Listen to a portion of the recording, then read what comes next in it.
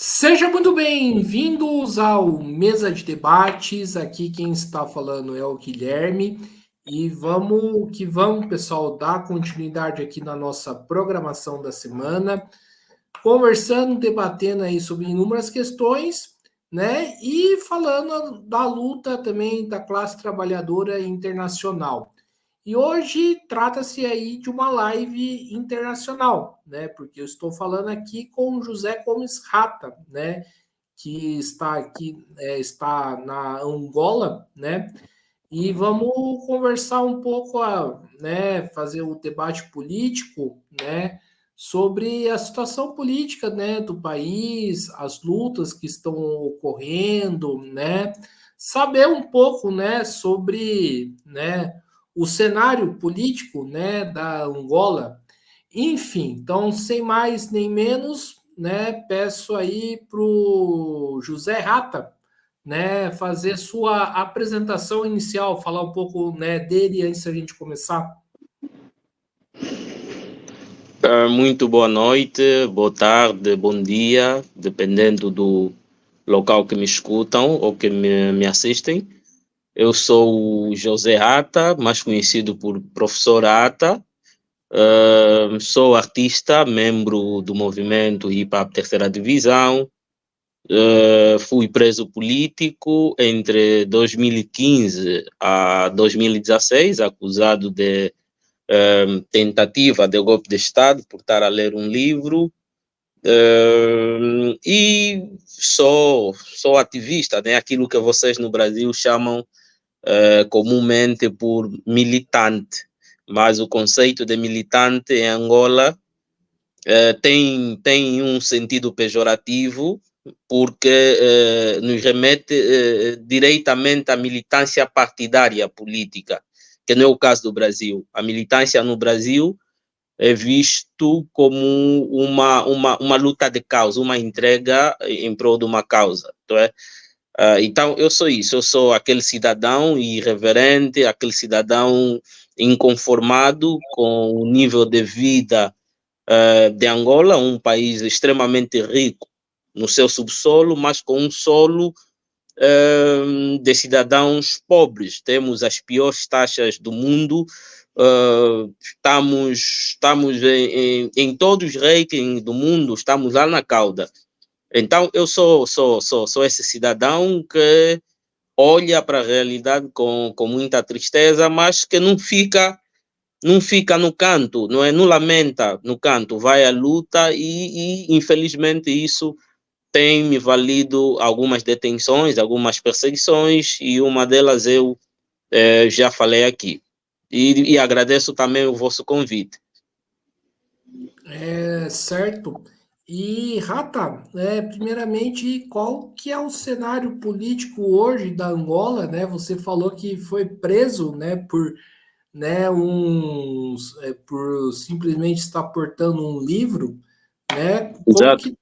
Qual que é o cenário político daí, né? Gostaria que você entrasse um pouco mais, se inclusive você quiser falar sobre essa detenção também, né? Porque parece, né, que a situação é bem autoritária, né?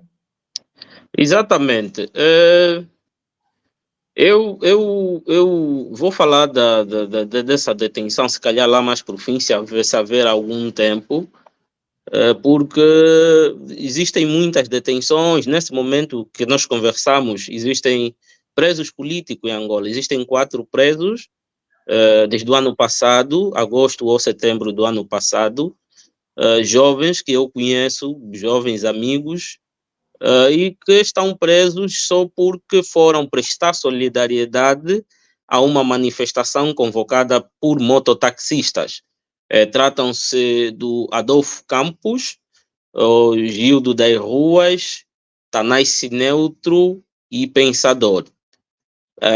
E são jovens que a maior parte deles não estão presos pela primeira vez. Por exemplo, o Adolfo Campos foi dos primeiros ativistas ou dos primeiros militantes. Estou a tentar fazer aqui uma adaptação à linguagem brasileira, a estar preso em Angola já em 2012. Foi dos primeiros jovens, depois dos protestos iniciados em 7 de março de 2011, em Angola, fruto da Primavera Árabe.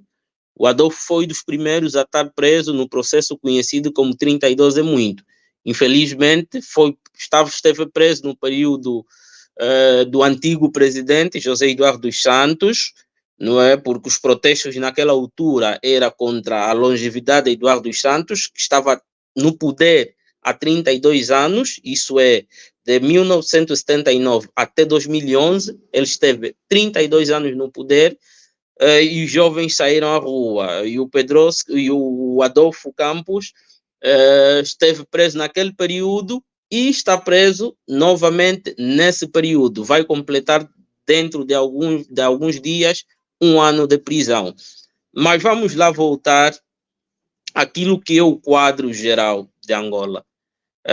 Angola é um país que faz parte da África Austral, a região austral do continente africano, tem cerca de 1.246.700 quilômetros quadrados. Diz-se, são dados existentes, que tem cerca de 30 dos 40 recursos mais importantes do mundo, e aí falamos de diamante, petróleo, cobre, ouro, prata, etc.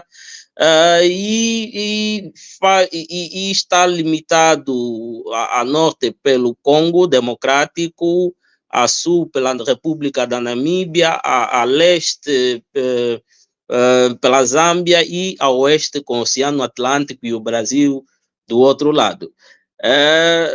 E foi independente em 1975, no dia 11 de novembro de 1975, e por mais incrível que pareça, o Brasil foi o primeiro país a reconhecer a independência de Angola, não é? Em 1975. Estranhamente, numa altura em que o regime angolano se dizia comunista, o MPLA, o partido que assumiu o poder de lá, daquele período até agora, e no Brasil nós sabemos que tinha uma ditadura que entra na década de 60 e que dizia exatamente combater regimes comunistas, não é? Estava no poder para impedir, segundo a ditadura militar brasileira, estava no poder para impedir o avanço do comunismo no Brasil. Estranhamente, tem boas relações com os comunistas de Angola. Algo ali não bate muito certo nessa história. E depois, se calhar, poderei voltar a explicar. Infelizmente, é nessa altura que começa uma guerra civil, porque quando começa a luta armada em 61, haviam 3 movimentos de libertação. A FENELA, Frente Nacional de Libertação de Angola, liderado por Álvaro Ordem Roberto, o MPLA, Movimento Popular de Libertação de Angola, liderado por Agostinho Neto, a posterior, e a UNITA, União Nacional da Independência Total de Angola, liderado por Jonas Savimbi.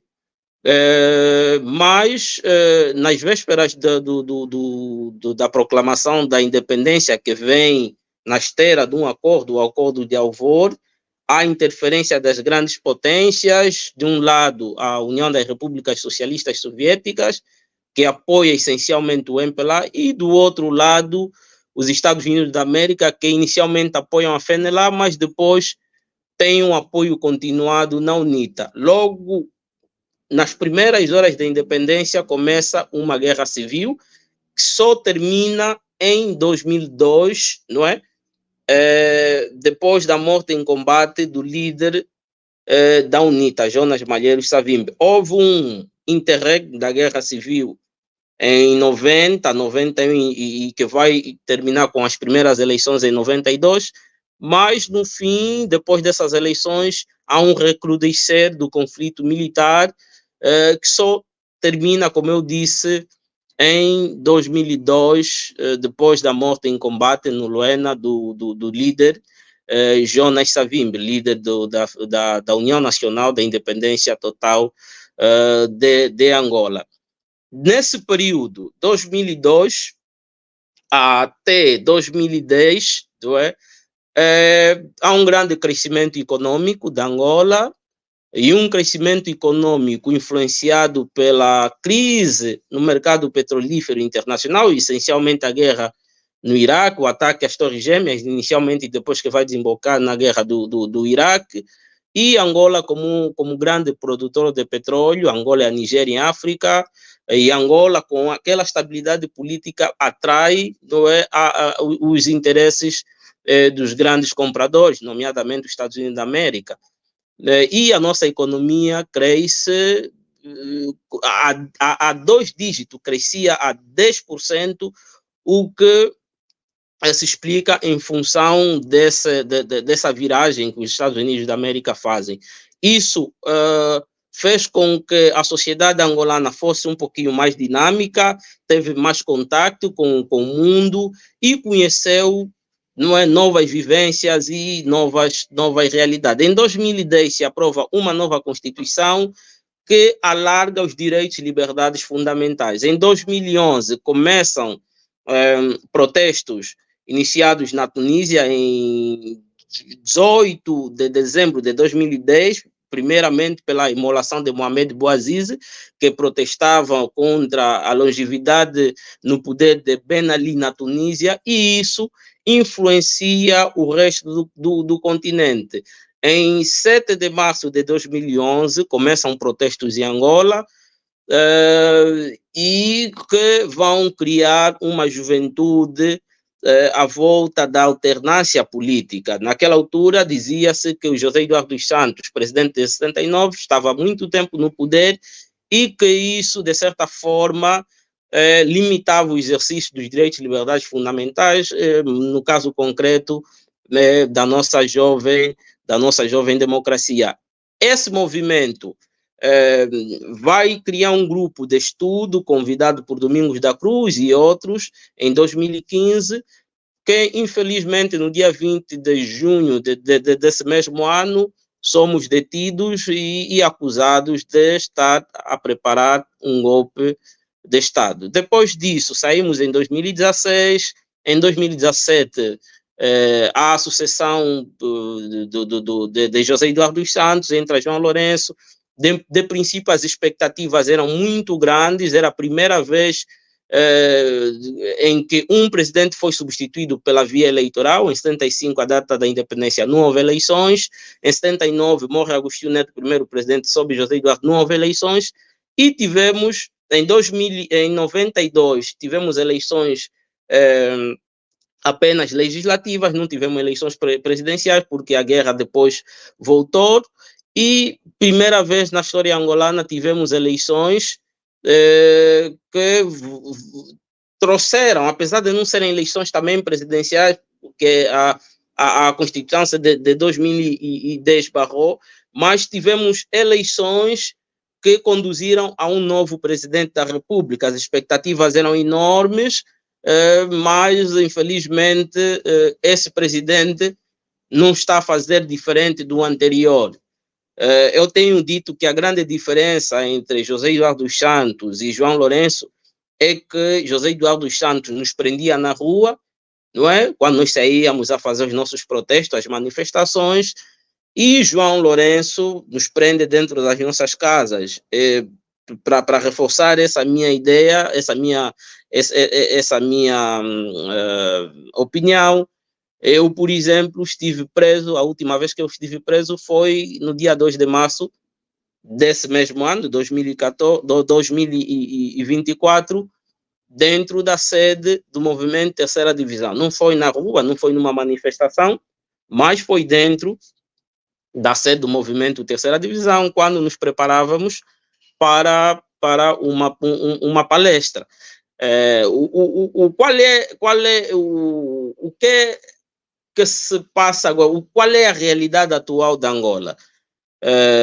A realidade atual da Angola é uma realidade de muita incerteza, é uma realidade de indefinição, de desespero, quer seja do ponto de vista econômico, do ponto de vista político, não há certeza para nada.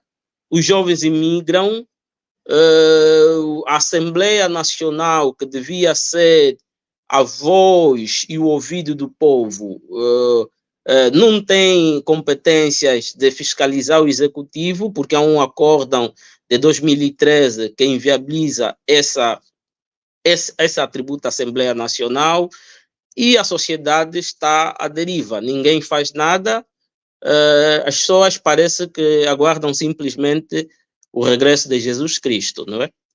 Então, é essa breve apresentação que eu tenho sobre o quadro político e social da Angola.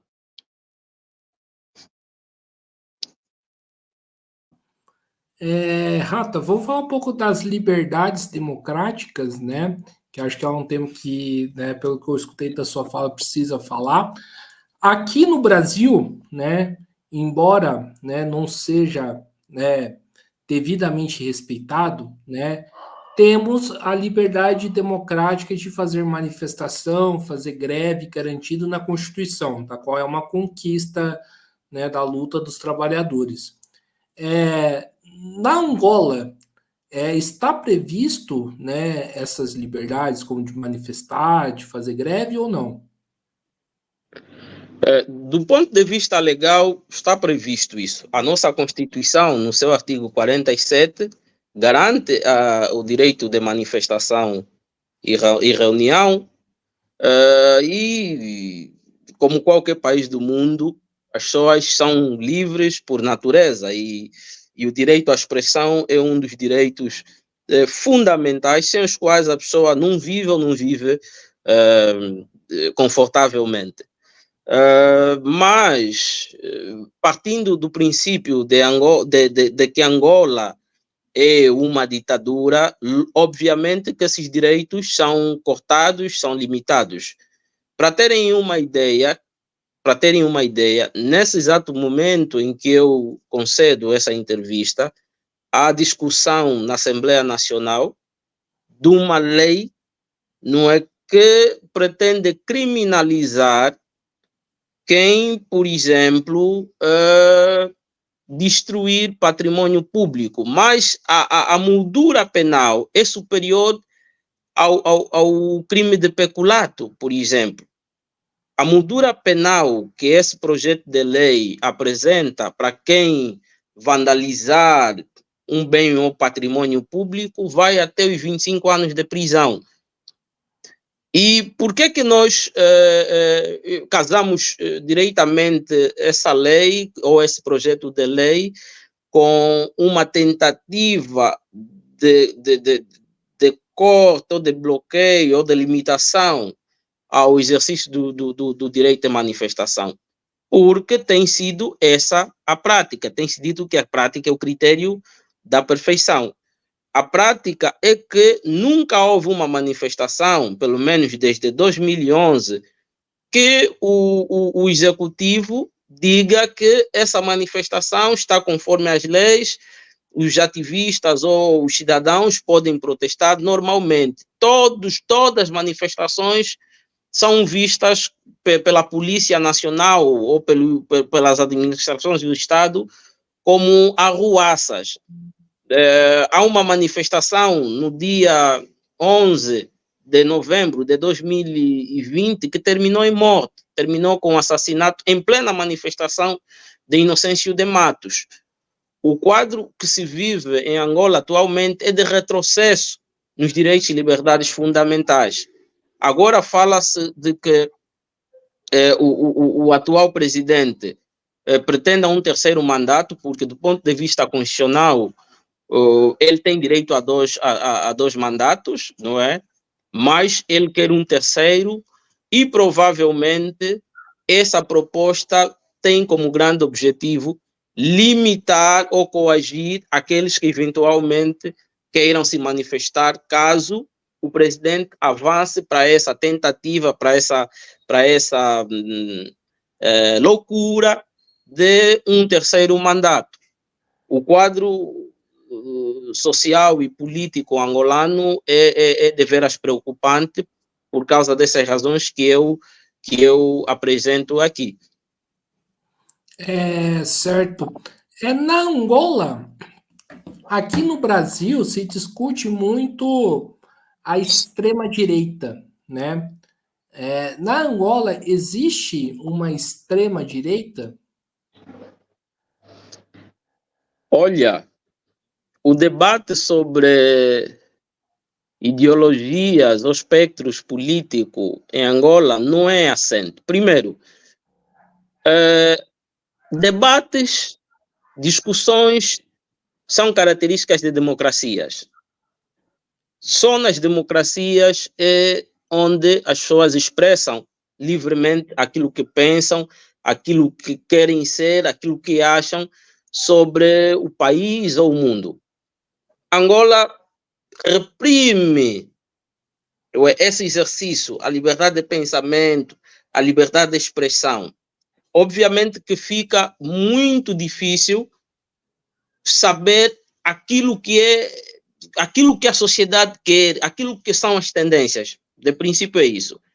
Mas, olhando para a história política, olhando para aquilo que são a gênese dos partidos políticos, eu podia dizer que, do ponto de vista programático, do ponto de vista histórico, o MPLA se definia ou se dizia ser um partido de esquerda.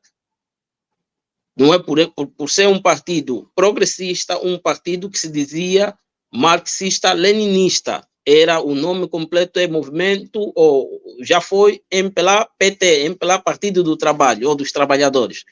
Dizia-se isso. Mas a realidade não condiz com aquilo que são as suas aspirações. Porque a esquerda tem muito que ver com políticas ligadas não é a questões sociais.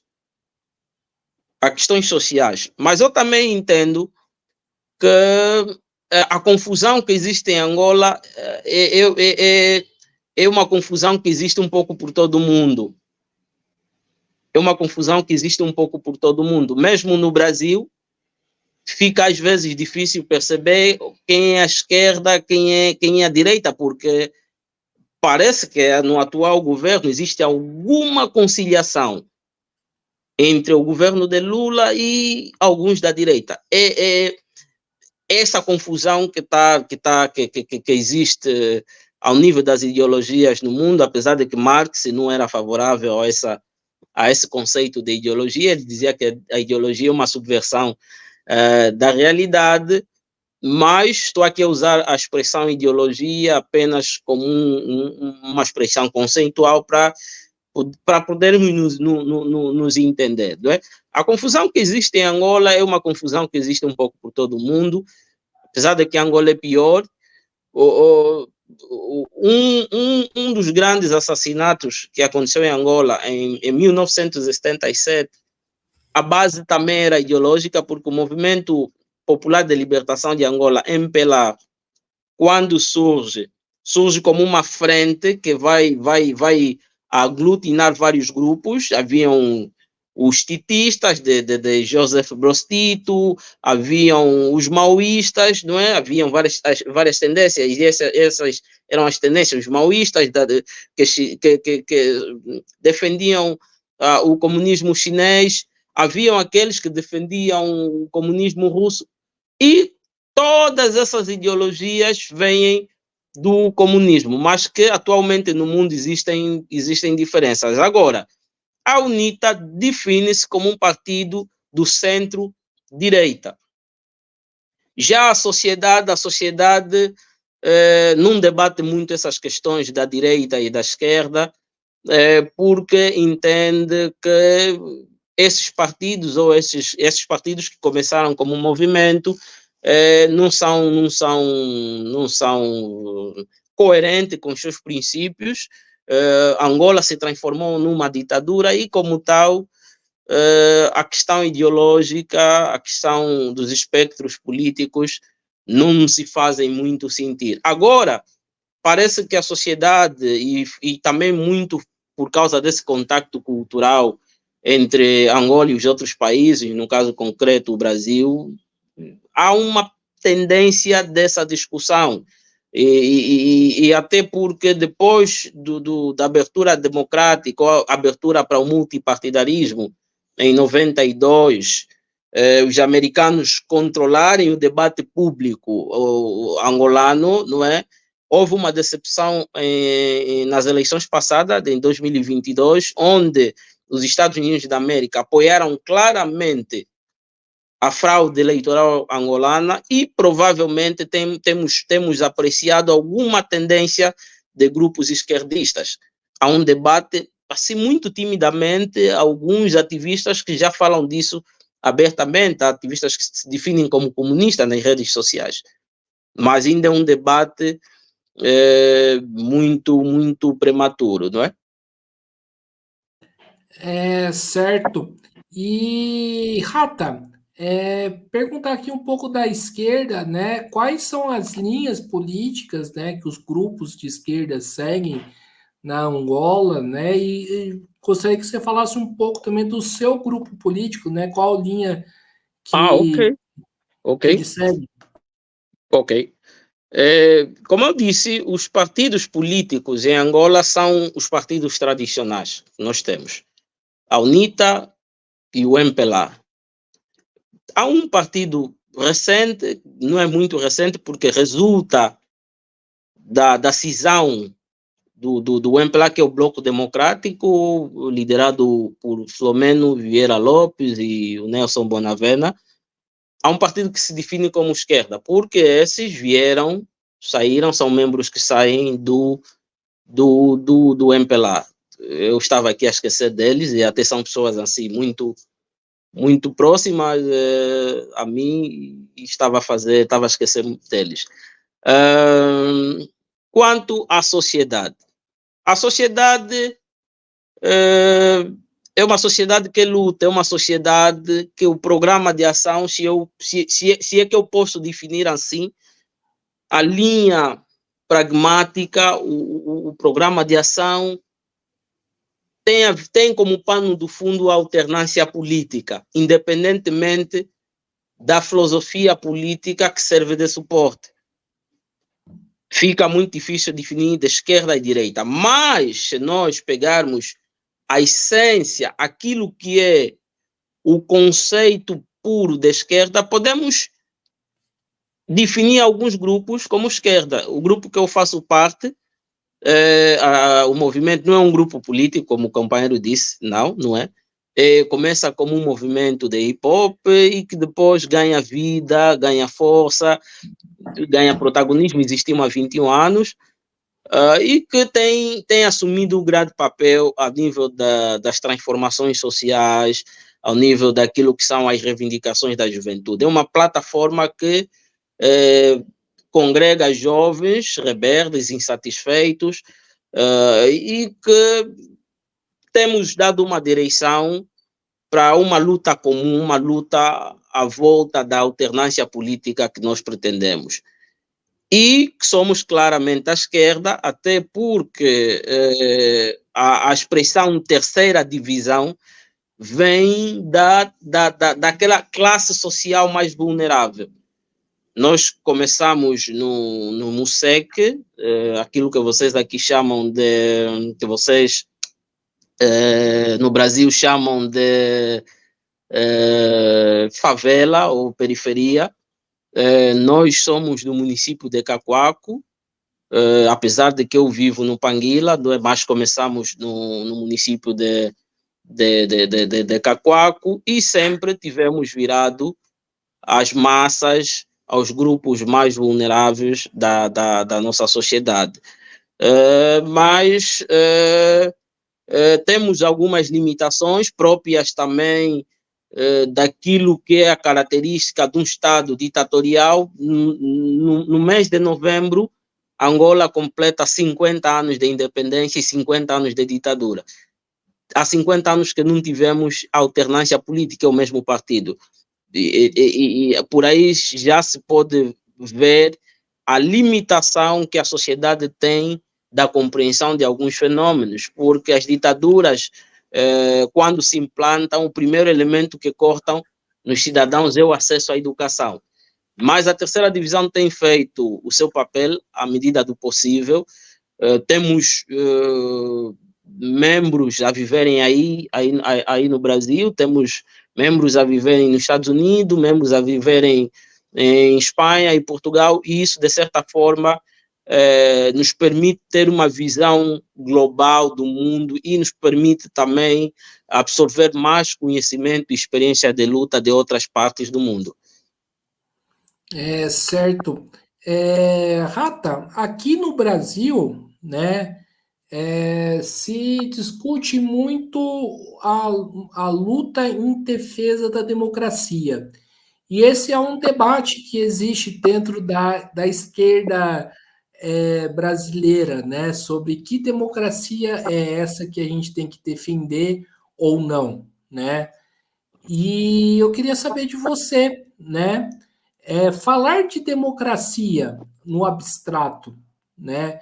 Faz sentido na Angola? Faz sentido, mas como um ideal a ser alcançado. Se vocês no Brasil lutam para lutam para defenderem a democracia, e quando se fala de defesa é porque é algo que existe. Nós, em Angola, lutamos para darmos um salto para a democracia.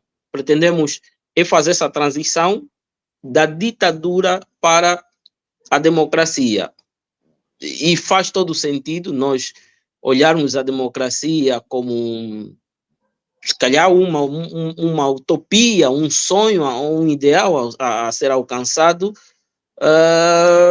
porque é aquele espaço que vai criar um debate político saudável.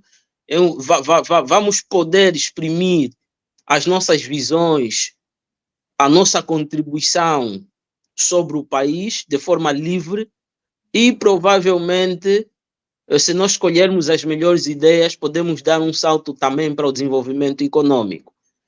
Tem-se dito que as democracias contribuem bastante para o empoderamento da sociedade, diferentemente das ditaduras que corta essa capacidade, essa contribuição que a sociedade tem. Eu penso que faz sentido nós pensarmos na democracia, mas como um ideal a ser alcançado. É o nosso sonho, é a nossa aspiração, é a aspiração de qualquer povo no mundo, de qualquer civilização. E você falou dos grupos comunistas, né? E você falou que tem uma relação aí bastante complicada de determinados, né, grupos que se reivindicam comunista, né? No começo da sua fala. Eu gostaria que Exato. você, eu gostaria que você entrasse um pouco mais nesse ponto, né, que você citou.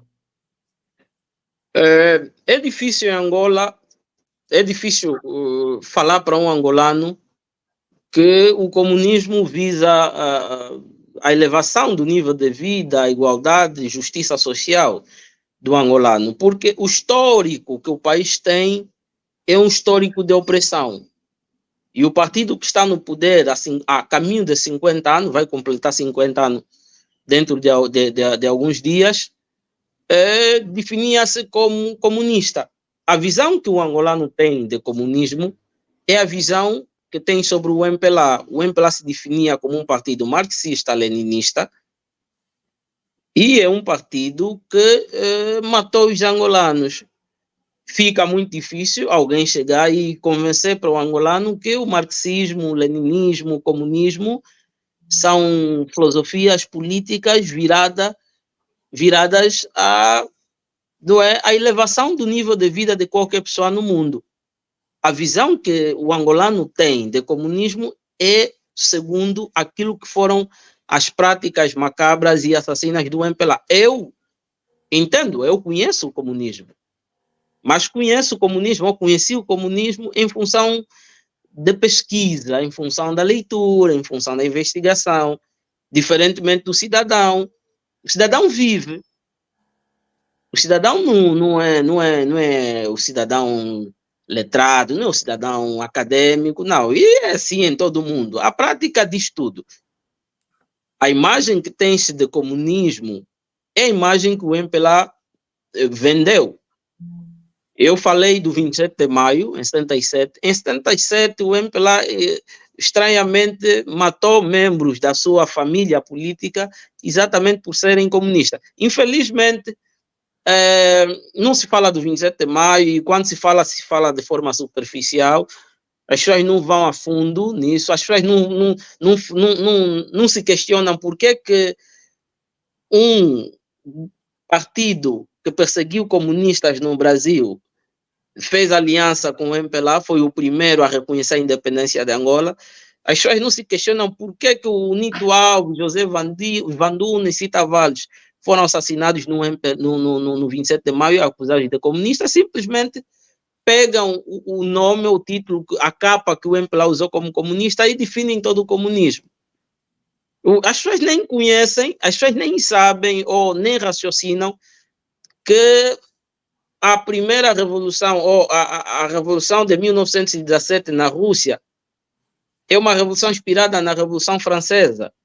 E tudo que se fala hoje de direitos e liberdades fundamentais vem com as grandes revoluções, a Revolução Francesa, a Revolução de Outubro. Os direitos dos trabalhadores começam a ser defendidos ferozmente por causa dessas revoluções. Só que as pessoas olham para as suas independências, olham para os seus governos e definem aquilo que é o comunismo. Olham para o Camboja, olham para a China, não é? Olham para o exemplo de Cuba e assim definem o comunismo, sem conhecerem a essência do comunismo.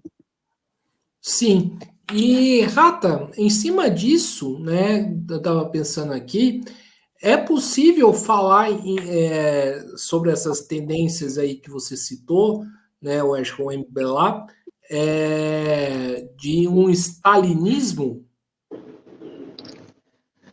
Pois, esse é o debate profundo sobre o comunismo. A sociedade não sabe que o comunismo também teve várias tendências. E uma das tendências que o comunismo teve, ou e eu chamo isso de degeneração, é exatamente esse período de Stalin. É exatamente nesse, é o período de Stalin, porque o Stalin participa, não é? Participa da grande revolução russa, a exemplo de Lenin, apesar de que Lenin se encontrava no exterior, mas depois regressa. Trotsky participa, mas depois da morte de Stalin, quem controla o poder da morte de Lenin, quem controla o poder é Stalin. E Stalin, uma das primeiras coisas que faz é a execução da maior parte dos dirigentes que vêm dessa revolução de 1917, porque a Rússia passa por duas revoluções, uma de fevereiro, que vai colocar no poder um regime, vai se criar uma democracia burguesa. Só a Revolução de Outubro é que vai criar uma democracia proletariada. Mas depois disso, há uma invasão que a Rússia sofre por 14 nações, 14 estados. Esse período vai fragilizar a Rússia. Temos depois a NEP, a nova parceria, a NEP, o novo plano econômico.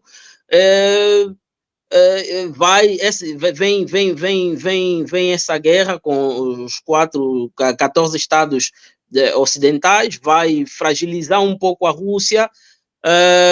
Depois vem a morte do Lenin e vamos assistir essa degeneração, mas é exatamente esse, é uma degeneração, mas que depois Stalin sai fortificado porque vence a Rússia, participa na Segunda Guerra Mundial e tem um grande contributo, não é? A Rússia praticamente consegue travar o nazismo, o Hitler, e ganha esse peso todo internacional. Stalin ganha esse peso todo internacional.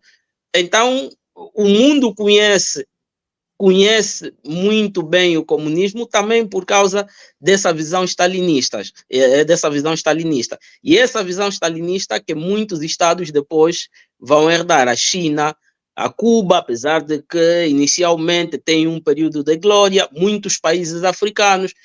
É um comunismo muito ligado àquilo que é a repressão dos grupos. Não há praticamente liberdade de expressão.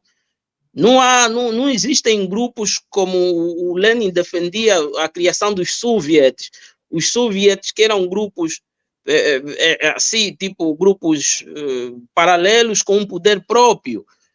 O Stalin não defendia isso. E é exatamente esse stalinismo que muitos estados internacionais vão olhar e falar de comunismo.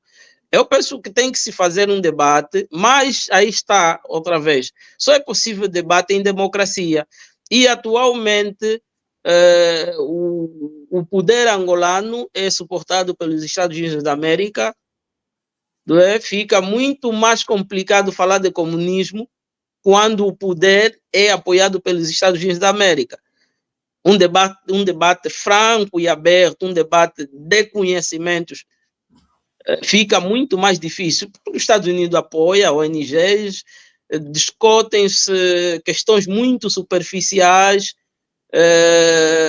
parece que ficamos num ciclo vicioso, incentivam-se questões muito fúteis, mas que em nada contribuem para aquela mudança revolucionária que o jovem angolano pretende, porque o que se pretende agora é uma revolução em Angola e não uma reforma.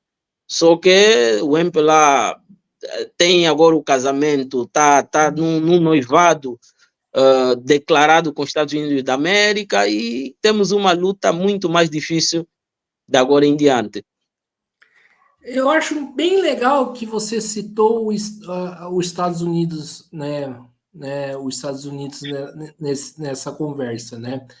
Por que eu falo isso? Porque aqui no Brasil, né, existe um debate, né, que eu acho, né, minha opinião pessoal, eu acho um tremendo de absurdo, né, de que deveríamos apoiar, né, uma possível candidatura, né, acho que possível não, quase provável candidatura da Kamala Harris, né, uma mulher negra, para poder, né, combater Donald Trump, sem esquecer, né, da relação de Kamala, né, com o Partido Democrata, que é um partido de direita, um partido reacionário, né, na minha avaliação, assim como os republicanos dos Estados Unidos, né, sem esquecer dessa relação e sem esquecer, né, de quem foi o Biden. Aí eu pergunto, né, você cita essa relação, né, com os Estados Unidos. Essa relação se deu num período, né, de Partido Democrata lá nos Estados Unidos. Eu gostaria que você comentasse um pouco isso, né? Mudar, né, de democratas republicanos. Eu gostaria que você também falasse. Vai adiantar alguma coisa para a situação da Angola? Olha, é uma questão muito, muito pertinente e eu agradeço. É uma questão que define muito aquilo que é o contexto atual de África e do mundo. Porque os Estados Unidos é a maior potência. Há também do outro lado o conflito com a Rússia e a questão com a China, não é? A China é o gigante econômico asiático, mas que está ali a morder os calcanhares dos Estados Unidos. Agora, se é um candidato republicano ou se é um candidato democrata, para os africanos isso não faz a mínima diferença. Porque, independentemente do vencedor, os Estados Unidos têm interesses vitais. E esses interesses vitais passam exatamente pela questão de defesa e segurança, pela questão de controle de recursos estratégicos, pelo qual a África é uma fonte importantíssima, ainda mais agora que ali a guerra na Ucrânia e há um avanço, há um avanço significativo da Rússia em torno do controle dos países africanos. O que é que os africanos e, no caso concreto, os angolanos têm que fazer? É olhar para os nossos interesses. Nós, enquanto nação, temos interesses também, da mesma forma que qualquer país do mundo. E não olhar para essa festa, e eu estou a ver, parece que já não existem fronteiras, e isso é exatamente o que as grandes nações pretendem. Não existem fronteiras, não existem ideologias, e o presidente dos Estados Unidos da América acaba por ser o presidente do mundo. Não é esse, é esse o sonho que vendem, mas não é essa a realidade. As fronteiras existem, os estados existem, os interesses próprios existem, independentemente do vencedor, quer seja o Donald Trump, que já foi presidente, já esteve, ou a Kamala Harris, não é? E que o partido também sempre houve, ou democrata ou republicano. As políticas americanas, principalmente a política externa americana, obedece a um pragmatismo permanente. Valem os interesses dos Estados Unidos da América. Não é que um é mais humanista do que o outro. Quando a América elegeu Barack Obama, penso que a expectativa era essa, mas se viu que o Barack Obama, em algumas situações, teve uma política externa mais agressiva que os outros presidentes. Eu não entro nessa discussão, nesse calor, nessa paixão, nessa discussão apaixonada sobre Kamala Harris ou Donald Trump. Não é como se as pessoas até também tivessem já dispostas a olharem para o mal menor.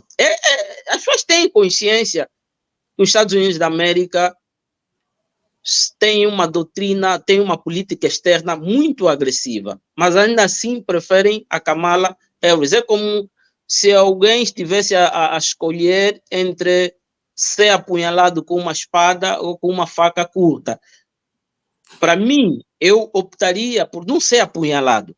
Se me perguntarem o que é que prefere, um ataque da Kamala Harris ou um ataque do Donald Trump, eu diria que não escolheria nenhum ataque. Mas, e para vocês, os brasileiros, qual é o grande debate? O que tenho visto no Brasil é a polarização. Há uma polarização muito grande. As pessoas ficaram sem alternativas. O debate é ou democrata ou republicano. E, historicamente, os Estados Unidos sempre aparecem dois candidatos lá no fim, apesar de que existem 90 e tal partidos, ou 100 e tal partidos nos Estados Unidos da América. Mas, no fim, aparecem dois. Então, é essa polarização histórica. O Brasil também criou essa polarização. Não sei se sempre foi assim, mas parece que agora há uma polarização grande no Brasil. Ou és Lula, ou és Bolsonaro. Quando você critica Lula, independentemente da sua preferência, és bolsonarista. E a sociedade brasileira está a ver o Donald Trump como um indivíduo da direita e que vai diretamente do lado de Jair Bolsonaro. Né? Não estão a olhar as opiniões neutras. E que em algumas vezes até parece que são maiores, porque há pessoas que nem querem saber de política. O que as pessoas querem é viver bem, viverem confortavelmente. Os políticos pensam que têm roubado muito dos cidadãos, têm roubado até as aspirações, a liberdade. Isso não é liberdade. Isso é um grande retrocesso em todas as democracias. Pensar assim não é liberdade. E tenho visto debates agressivos. Há uma polarização tremenda em todo o mundo. Em Angola também há isso. Também é isso. Ou você é Kamala, ou você é Trump. Ou você é MPLA, ou você é UNITA. Penso que para uma sociedade madura, uma sociedade civilizada, deve olhar primeiro para aquilo que são as liberdades das pessoas, e existem pessoas que não estão nem no A nem no B, e depois aquilo que são os interesses próprios. Eu disse que a ditadura do Brasil teve boas relações com um partido comunista da Angola e uma ditadura que perseguia comunistas no Brasil. O mundo é assim. O mundo não é a nossa vontade, não. Nós temos uma vontade sobre o mundo que é diferente daquilo que o mundo é, daquilo que as relações entre Estados são. Quer seja Kamala Harris ou Donald Trump, vão defender a agenda norte-americana. E essa agenda norte-americana, fruto da crise internacional do capitalismo, fruto da guerra que acontece na Ucrânia, e que não é uma guerra de média ou curta duração, até porque já temos provavelmente 2 anos, não é? É uma guerra que vai obrigar os Estados Unidos a se direcionarem em outros territórios à procura de fonte de matéria-prima e de forma muito agressiva. Esses que hoje apoiam a Kamala Harris ou apoiam Donald Trump, espero que daqui a 2 anos não estejam em frente de mobilizações contra o Trump ou Kamala Harris, porque esses bombardearam o território de África ou do Médio Oriente, porque a história vai sempre ser assim. São regiões ricas e o capitalismo tem que penetrar nessas regiões de qualquer forma. Se não conseguir um acordo com governos, na sua maior parte, governos corruptos e ditatoriais, entra por intermédio de uma guerra. Que esses grupos que vão degladiando-se no espaço público em nome de um ou de outro estejam conscientes dessa grande ilusão que a não vender nas pessoas. E porque eu entendo assim, isso é uma grande ilusão que tem. Certo. Agora, para a gente fechar aqui a nossa entrevista, o Rata, o debate aqui está muito bom na conversa. E como que são as greves na Angola, né? E quais são, e se tem alguma central sindical, né? Que aqui no Brasil a gente conhece como central sindical, na Angola que tem a direção dos trabalhadores de lá.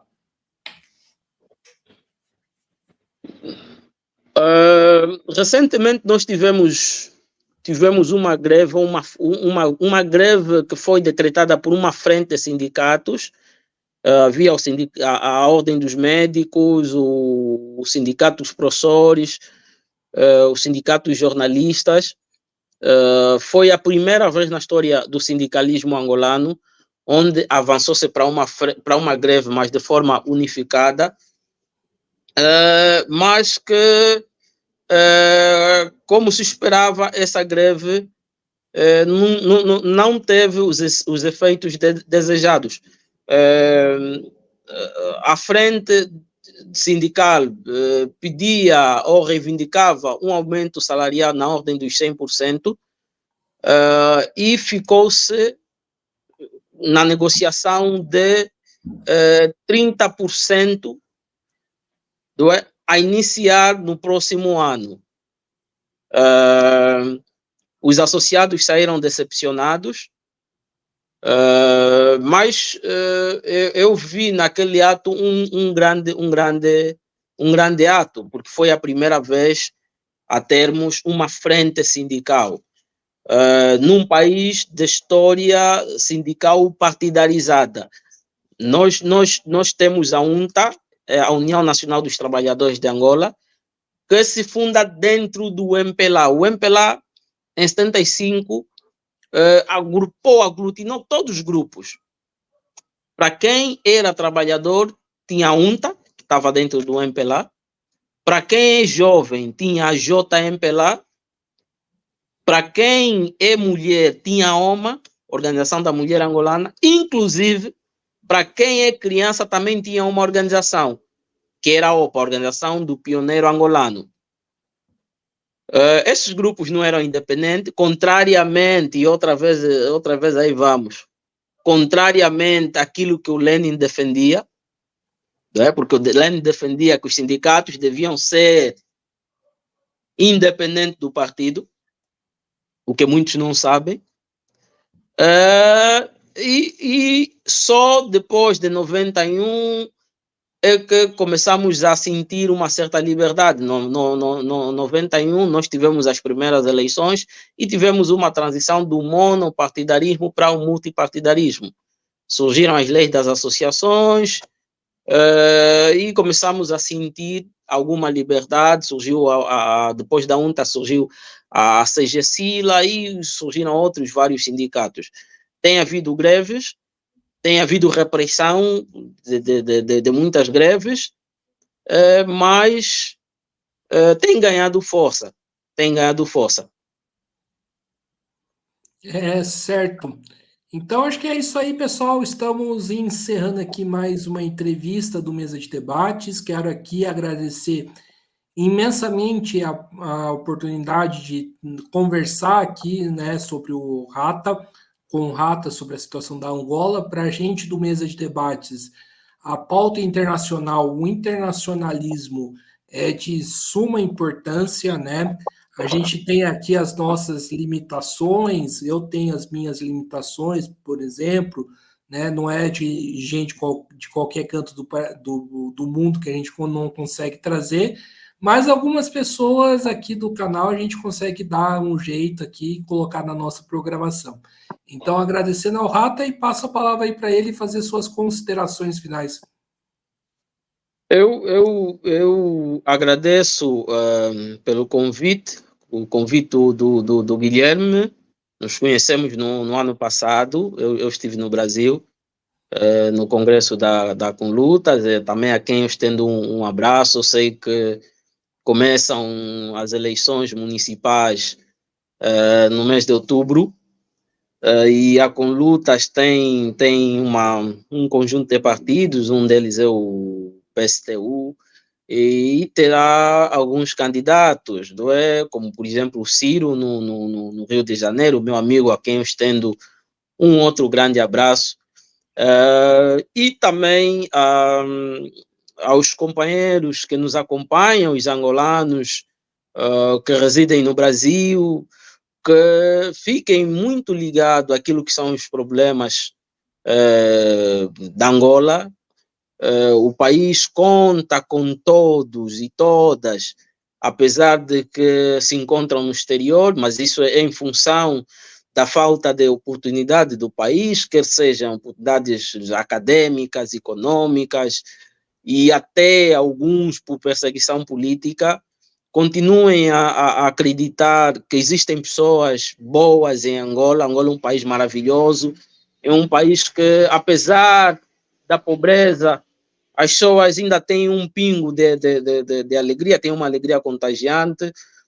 Continuem a denunciar aquilo que são as violações dos direitos e liberdades fundamentais. Continuem a denunciar também essa ingerência externa norte-americana, que parece que agora pretende avançar com a criação de uma base militar no Soio, que pretende financiar partidos políticos contra a nossa Constituição e contra a lei eleitoral e dos partidos políticos, e que sigam esses canais alternativos das redes sociais, que de forma indireta vão contribuindo muito para o debate político em Angola. E no caso particular do companheiro Guilherme, mais uma vez, o meu muito obrigado, e conta comigo ou com os outros companheiros angolanos, sempre que puderem, sempre que quiserem alguém para falar sobre o país, nós estamos aqui e podemos fazer ponte também para os outros cidadãos. Muito obrigado. Então, maravilha. Então, mais uma vez, agradecendo ao Rata, também agradecendo a você que estiver nos assistindo, e peço que se inscreva no canal podcast Mesa de Debates de Tudo Um Pouco, acompanhe o nosso trabalho. curta, compartilhe, comente as nossas entrevistas, matérias e programas aí que nós do podcast produzimos. E segue a gente nas nossas redes sociais. Nós estamos no Facebook, no TikTok, no Instagram e no Quai. E, obviamente, né, onde essa entrevista, né, está aí postada, no próprio YouTube. Então, segue a gente também nessas outras redes sociais.